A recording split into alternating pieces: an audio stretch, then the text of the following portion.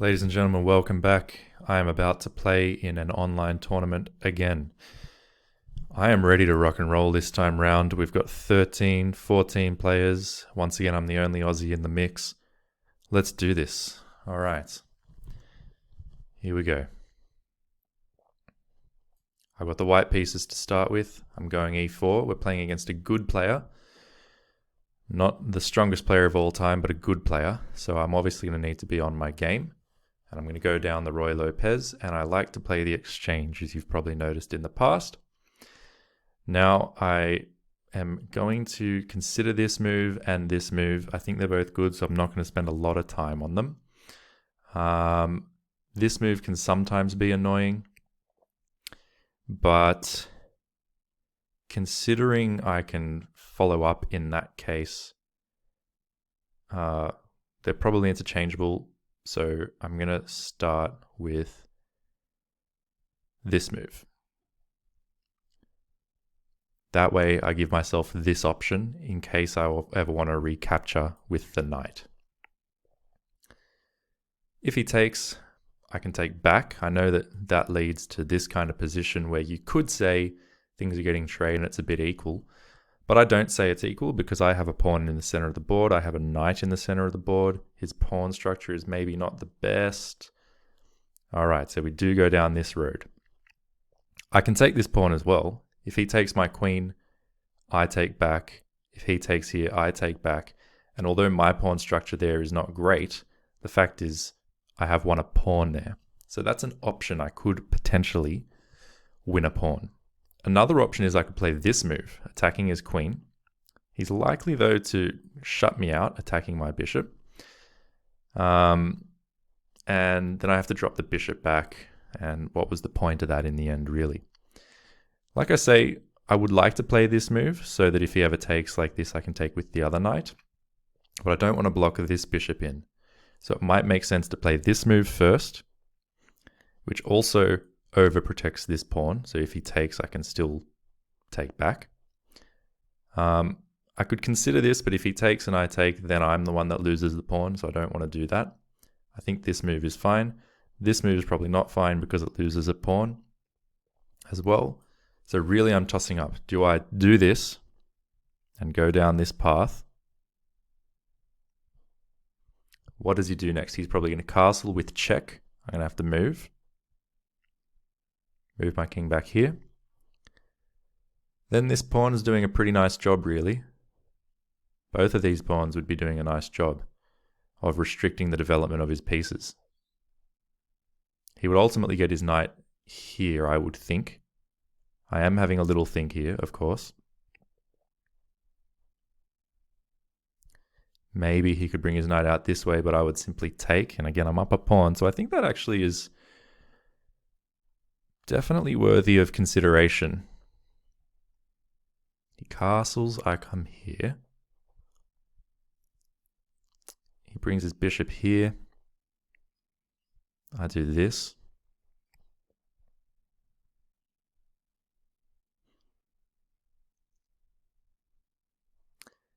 You know, I kind of think that's probably good. I think this is probably good. This is the other main move I'm thinking of. And if this he takes, then I take back with the bishop. I'm kind of overloaded there anyway, aren't I? This and he takes, my queen's a bit overloaded once I regather.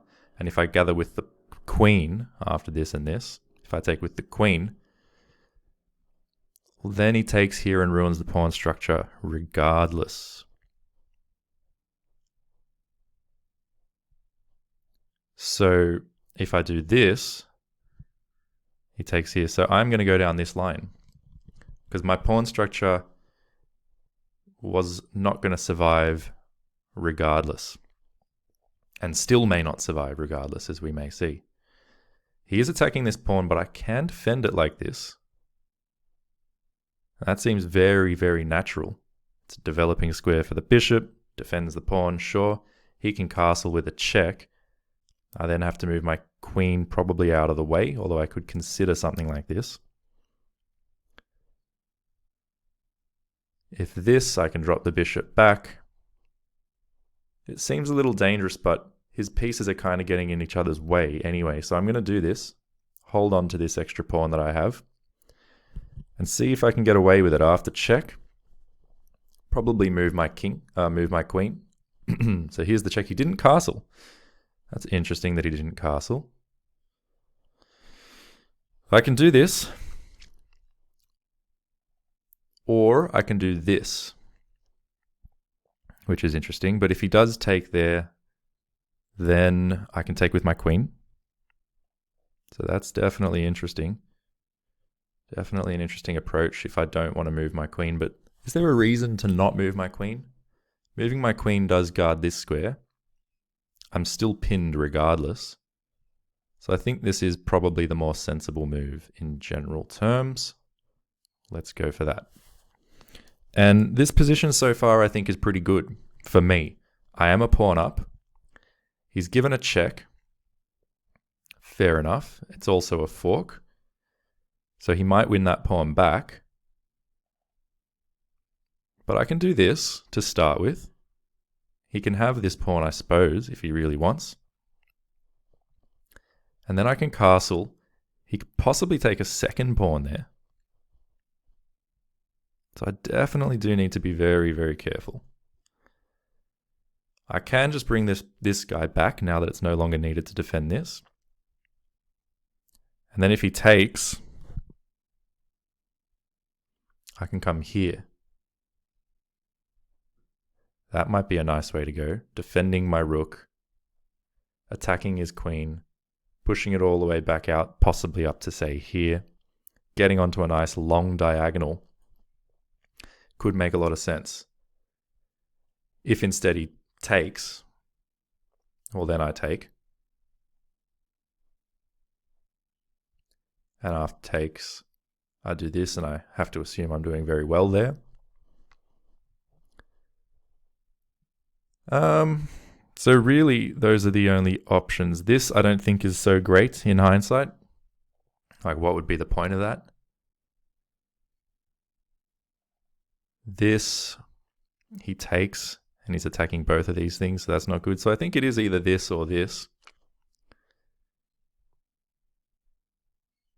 Bishop's not bad where it is, but is it better here and then here? And then we put the rook here. I dare say it may be the case. Let's calculate. I play this, he comes here, I come here. Let's say he comes here, offering a queen trade.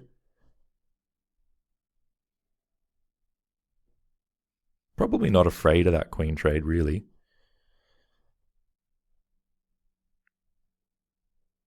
But I can just continue my development. If he takes, I take.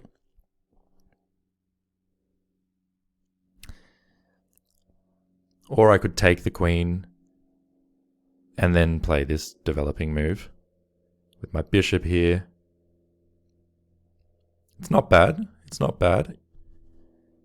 There is also this option though. And in this option, he takes. And then I castle. I think the critical move there would be that he takes this as well. And I've also just realized, no, that's fine. So this, let's say he takes this.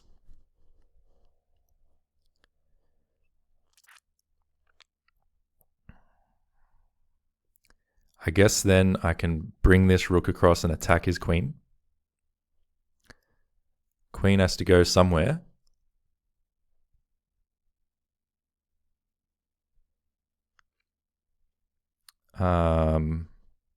It could probably just come here and offer the trade again.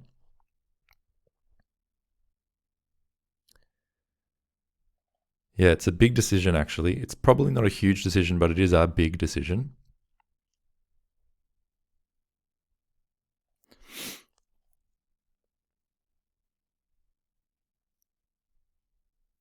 I just need to take a moment here, not too long. I'll make a decision by the 7th minute.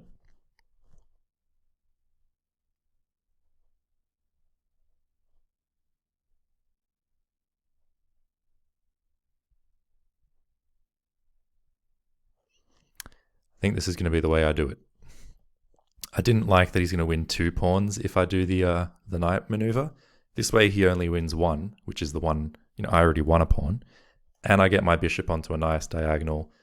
And it seems like this is a more manageable position for me. So I'm going to try this way. Everything sort of defends itself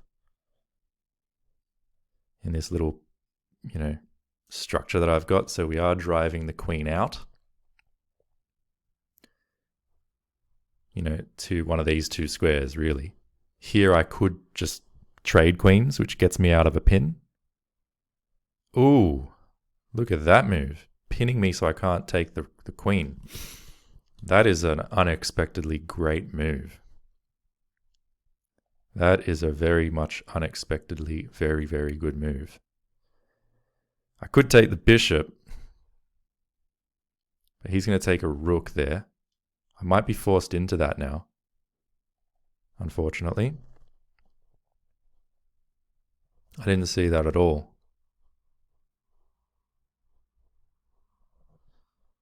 If I do this, I'm attacking the bishop twice. He takes there though. Then I take back. He takes, I take. He takes, I take. Again, my structure's not good, but otherwise things are okay-ish. If I take the bishop, he takes the rook and I castle. He takes a pawn. I develop with an attack on the queen. He comes here though. I attack him again. I think that's probably what I have to do. I don't think I have much of an option, unfortunately. That was a really, really nice move from him that I missed. But the game goes on. So I'm going to be down an exchange, basically. It's not a... Am I just getting mated here? I think I am. My king's got nowhere to go. And this is just mate. I've just been absolutely slaughtered. And I spent a lot of time doing it. So I'm resigning that one. And we're going to have a look at that. Because I just got slaughtered.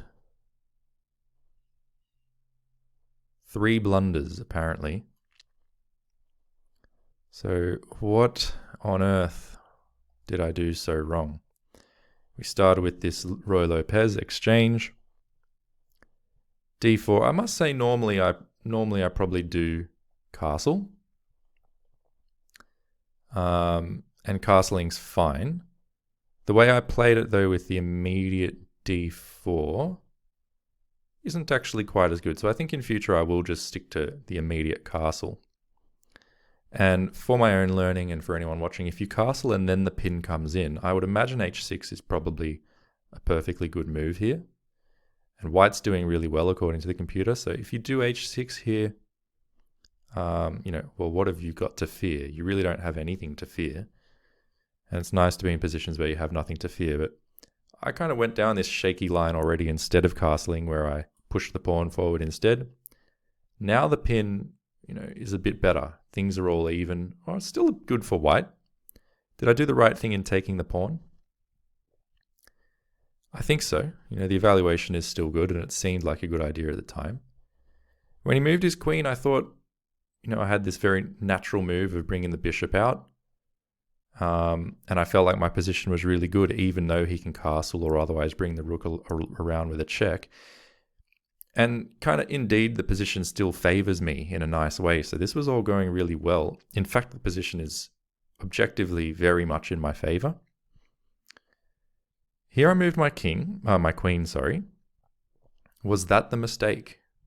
Well, it might have been slightly better to play this knight across, which was the other move that I had mentioned.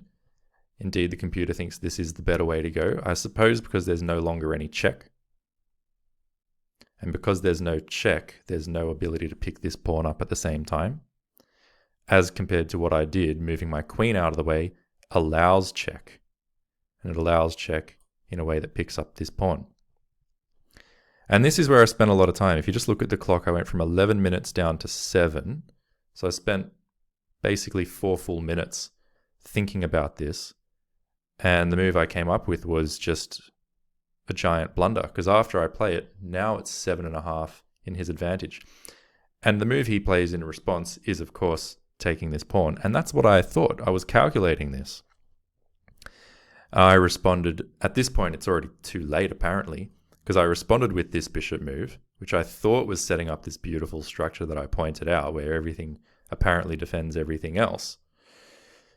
But what I totally missed, it's actually already mate into. It's already made into if he plays the move that he ultimately played, which is check, and then mate. Well, that's not mate. You have to do it with the queen. So I just completely overlooked this. I thought I'm attacking the queen. The queen has to come up somewhere this way, and then we might get a queen trade. Indeed, if the queen did come back, I think my position would be fine. Black's maybe slightly better. I was probably planning on taking here, and then regardless of how he takes back, at least the pin is dealt with. My knight can come out. I can castle one way or the other, and, things might not be ideal, but they're not too bad. But you would think I would be learning the lesson about methodical thinking not only about the checks and captures I can do, but the checks and captures my opponents can do as well. But so far I'm just not, and that's why lower rated players are just crushing me consistently, because I'm not thinking in the right way. Now, what I should have done here is, I suppose, the only other sort of reasonable move was this. And actually, in this position, the computer says I'm still very good. Now, I thought after takes, I would castle. And I was afraid that he takes here. He's won 2 pawns. I had already won 1 pawn in the first place. So on net, he's up by 1 pawn. But I was afraid of this because I thought I've just given up a lot. He's got these pawns actually look pretty good, especially when this is a passed pawn, theoretically. And what do I do? If I try and attack the queen, he can just offer a queen trade. And indeed, the computer says this is still about equal, actually. About equal. But for me, from a human level, it was scary to give away that material.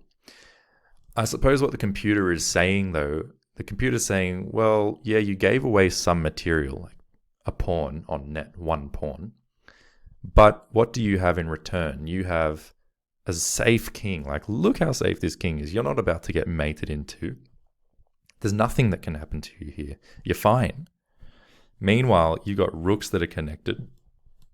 Black's got a queen that's in your position, maybe in a bad position. And you have the ability to make good moves. So what are those good moves here? What could we possibly do? Now, one move that now comes to mind again would be maybe this move to attack this pawn. And the computer says this move's pretty good. How do you defend this pawn? You certainly can't use the queen to defend. If you bring the rook back, well, your position's getting even more and more passive as time goes on. Not only that, but we could follow up with moves like this, which threaten this pawn. And even though we take this pawn, hitting this rook, make it move. When the rook moves, ultimately we take this too. So this move is really nice. If you push the pawn forward, for example, here, then this pawn is again softened up. So you can already consider stuff like this. You can probably consider other things as well. What about, for example, this move? Well, if he takes, we can take back with the pawn. So I don't really love that. So what do we do here? I wonder if it is just this idea. I think this move's not too bad. Not too bad, because it doesn't matter. If he takes like this, you've released the pin. And if he takes like this, well, he's weakened his pawn structure. You can take here, hitting the rook. Oh, no, you can't actually, because you lose track of this knight. So you've got to be careful. And you can see, like, this is why I didn't want to play this. Even though the computer says this is better, you can see why I was afraid of this. Like, you have to be super accurate here, and one mistake and it all goes the other way. Now, as it happened, I made a mistake and it all went the other way anyway. But I would love to know, you know, what am I supposed to do here, computer? What am I supposed to do? Because I don't see anything particularly obvious. Should I move my queen out of the pin? If I move my queen out of the pin, that's bad. I guess he can still take. No, he can't take there, I wouldn't think. He can take this, though, ruin the pawn structure a bit. But that's not too bad for, well, it is bad for us. So I'm just not understanding it. I'm really not understanding it. Why is this so good for white? It's not even that it's bad for white, but it's actually good for white. Why? Well, it's all the piece activity, but okay, but what do those pieces do? As mentioned, there is this to attack the pawn, but after this, what's next? What do I do now? That I don't see. I suppose now I can come back this way. Attack the queen. Queen now has to move somewhere, even if it goes for this queen trade that I was fearing at the time. I suppose in this case, I can accept the trade of queens. And then I take this pawn. This pawn's also going to fall. The knights defend themselves. I'm about to double my rooks as well.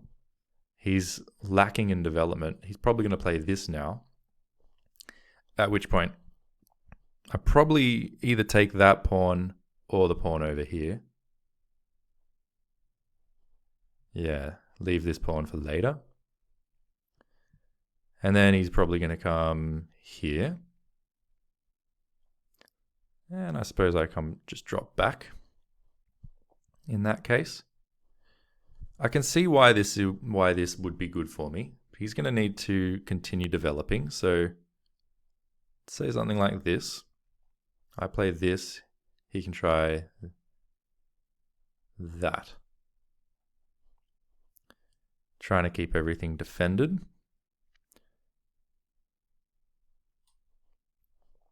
So yeah, it's very complex. It's very, very complex. But I can see how this at least shouldn't have been scary for me. It shouldn't have been scary for me. Of course, it's not winning straight away or anything. My rook seems a little out of place in this position. Probably have to play this move at some point, I would think, to get my pieces all happening in a nice way.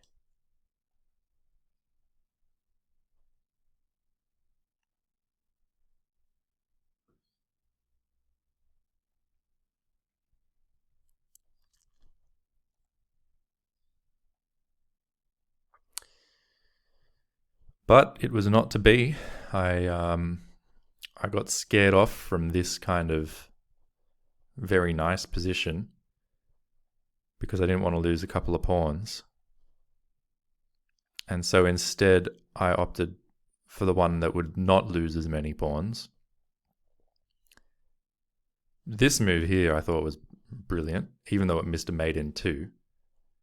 The fact that it pins my bishop and I can't take his queen, and now he's attacking my bishop twice. A really nice move. But after I take again, the mate was just right there and I completely overlooked it.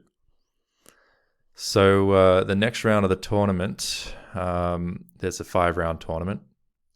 I don't know how long until it starts, but I'll take a quick break. I'll pause the video and I'll be back again for the next round. We'll see you then. All right, well, the second round is about to begin.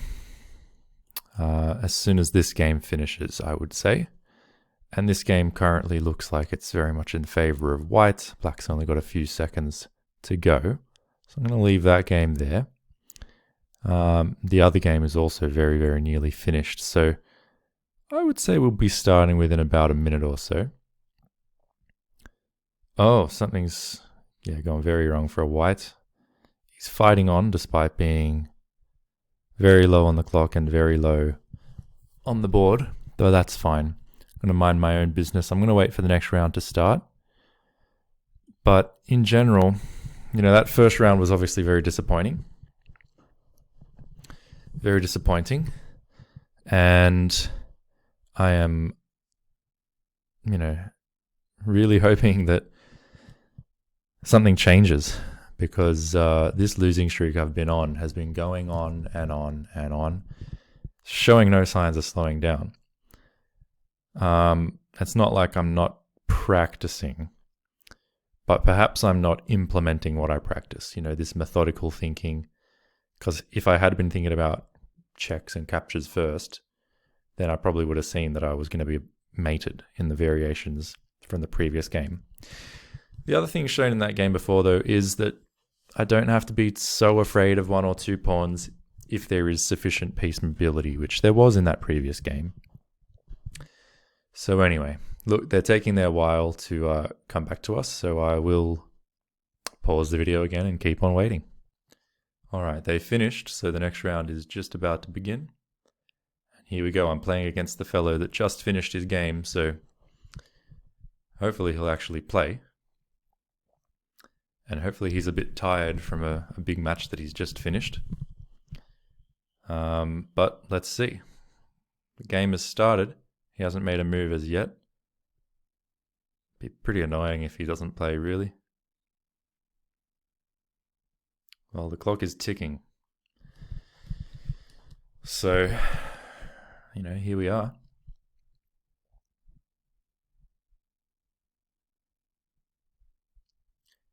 Just waiting. We can decide what we're going to play against this. I did at one point prepare this knight f6 idea. But I'm so out of memory with regards to what the moves are that I can't even remember what the thing is called. I can't remember what the opening is called. So I think the more solid way to play against d4 for me at the moment is just to play d5. Against the very popular London, I either go knight f6 probably, and then maybe c5 after that. Against e4, I basically always play the Sicilian. Could try something different, of course, but it almost kind of looks like we're not going to have a game on our hands here. So once again, I'm going to pause the recording. It's very riveting content, I know. And I'll come back when we are playing or when there's some sort of an update here. Well, I managed to win a game by abandonment from my opponent. So thankfully this stopped the fall in my rating. Anyway, I'm going to pause the video and come back for round 3. Maybe we can actually play a game, possibly win by actually playing. We'll see. See you shortly.